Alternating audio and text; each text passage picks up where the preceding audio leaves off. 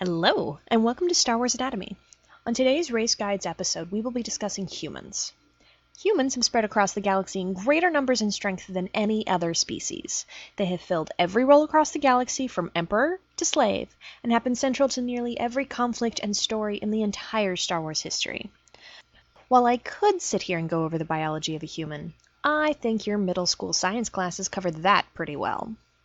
Due to their prolific numbers and the fact that the setting was made right here on Earth, humans are considered the default by which all other life forms are judged. Their senses and their cultures are the baseline for a comparison, and despite the fact that there are other races that are supposedly more connected to the Force, it seems that human Force users have always found themselves in positions of power. Weird, right? For a long time, we didn't know where humans originated, but thanks to new canon lore, we now know that they were native to Coruscant. They do have a variety of cultures to their race, unlike many others which seem to only have like one, and the most well-known of which are Alderaanian, Naboo, and Mandalorian, which is kind of thought to have belonged to another race before theirs, but never been verified. While not the only race to show some xenophobic tendencies, theirs have had the greatest effect on non-human races.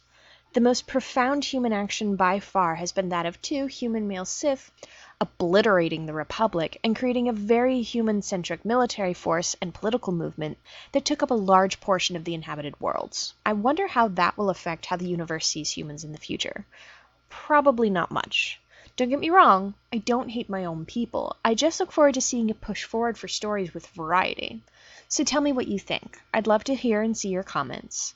And if you like this video and want to see more like it, please like and subscribe below.